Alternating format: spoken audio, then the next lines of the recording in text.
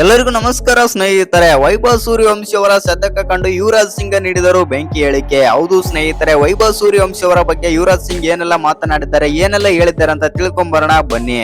ಅದಕ್ಕಿಂತ ಮುಂಚೆ ನೀವೇನಾದ್ರೂ ಚಾನಲ್ಗೆ ಸಬ್ಸ್ಕ್ರೈಬ್ ಮಾಡ್ಕೊಳ್ಳೋದು ಹಾಗೆ ನೋಡ್ತಿದ್ರೆ ಸಬ್ಸ್ಕ್ರೈಬ್ ಮಾಡ್ಕೊಂಡು ಬೆಲ್ ಐಕನ್ ಅನ್ನ ಆಲ್ ಇಟ್ಕೊಳ್ಳಿ. ಹಾಗೆ ಮರಿದೆ ವಿಡಿಯೋಗೊಂದು ಲೈಕ್ ಕೊಡೋದನ್ನ ಕೂಡ ಮರಿಬೇಡಿ.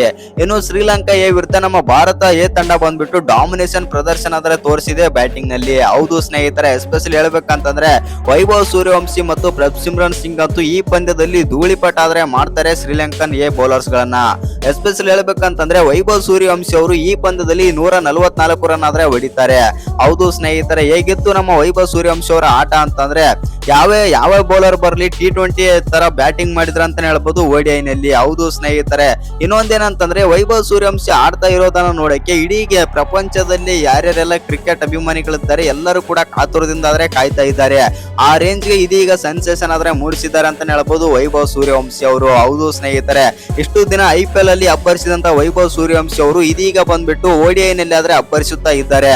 ಇದು ಇಂಟರ್ನ್ಯಾಷನಲ್ ಅಂತಾನೆ ಹೇಳ್ಬೋದು. ಇನ್ನು ICC ಕಡೆಯಿಂದ ಟ್ರೀ ಸೀರೀಸ್ ಆದ್ರೆ ಆಯೋಜಿಸಲಾದ್ರೆ ಆಗಿದೆ. ಶ್ರೀಲಂಕಾ ಎ, ಭಾರತ ಎ ಮತ್ತು ಅಫ್ಘಾನಿಸ್ತಾನ ಎ ಈ ಮೂರು ತಂಡಗಳ ನಡುವೆ ಟ್ರೀ ಸೀರೀಸ್ ಆದ್ರೆ ಆಯೋಜಿಸಲಾಗಿದೆ ಅಂತ ಹೇಳ್ಬೋದು ICC ಕಡೆಯಿಂದ. ಹೌದು ಸ್ನೇಹಿತರೆ, ನಮ್ಮ ಭಾರತ ತಂಡ ಮೊದಲನೇ ಪಂದ್ಯದಲ್ಲಿ ಶ್ರೀಲಂಕಾ ಎ ವಿರುದ್ಧ ಆದ್ರೆ ಗೆದ್ದಿತ್ತು.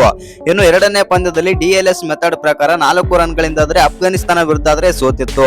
ಆದರೆ ಮೂರನೇ ಪಂದ್ಯದಲ್ಲಿ ಮಾತ್ರ ನಮ್ಮ ಭಾರತ ತಂಡದ ಬ್ಯಾಟಿಂಗ್ ಅಂತೂ ನೆಕ್ಸ್ಟ್ ಲೆವೆಲ್ ಇತ್ತು ಅಂತಾನೆ ಹೇಳ್ಬೋದು. ಹೌದು ಸ್ನೇಹಿತರೆ, ವೈಭವ್ ಸೂರ್ಯವಂಶಿ ಅವರು ಮೊದಲನೇ ಪಂದ್ಯದಲ್ಲಿ ಶ್ರೀಲಂಕಾ ವಿರುದ್ಧ ಆಡಿದಾಗ ಕೇವಲ 14 ರನ್ ಆಡಿ ಔಟ್ ಆಗ್ತಾರೆ. ಆನಂತರ ವೈಭವ್ ಸೂರ್ಯವಂಶಿ ಅವರು ಅಫ್ಘಾನಿಸ್ತಾನ ವಿರುದ್ಧ 50 ಕೂಡ ಮಿಸ್ ಮಾಡಿಕೊಳ್ತಾರೆ ಅಂತಾನೆ ಹೇಳ್ಬೋದು 6 ರನ್ ಗಳಿಂದ. ಆದ್ರೆ ಈ ಪಂದ್ಯದಲ್ಲಿ ಬರೋಬ್ಬರಿ 144 ರನ್ ಆದ್ರೆ ಬಾರಿಸಿದ್ದಾರೆ ಶ್ರೀಲಂಕಾ ಎ ವಿರುದ್ಧ ಮೂರನೇ ಪಂದ್ಯದಲ್ಲಿ.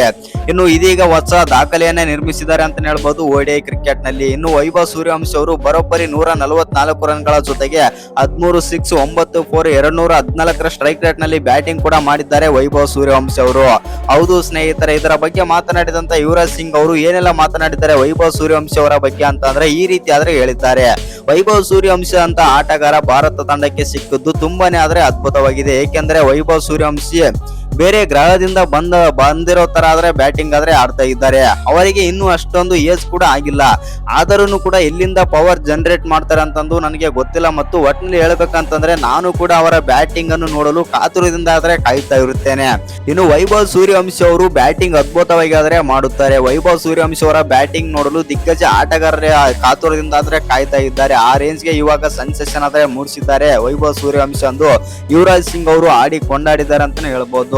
ಇನ್ನೊಂದು ಮಾತು ಕೂಡ ಹೇಳುತ್ತಾರೆ, ಈ ವ್ಯಕ್ತಿ ಬರುವ ವರ್ಷದಲ್ಲಿ ಅಂದ್ರೆ ಇನ್ನು 2 ಅಥವಾ 3 ವರ್ಷಗಳಲ್ಲಿ ಎಲ್ಲ ದಾಖಲೆಗಳನ್ನು ಧ್ವಂಸ ಮತ್ತು ಬ್ರೇಕ್ ಮಾಡಿದರೂ ಅಚ್ಚರಿ ಇಲ್ಲ. ಏಕೆಂದರೆ ಆ ರೀತಿಯಾಗಿ ಬ್ಯಾಟಿಂಗ್ ಆದ್ರೆ ಆಡ್ತಾ ಇದ್ದಾರೆ ವೈಭವ್ ಸೂರ್ಯವಂಶಿ.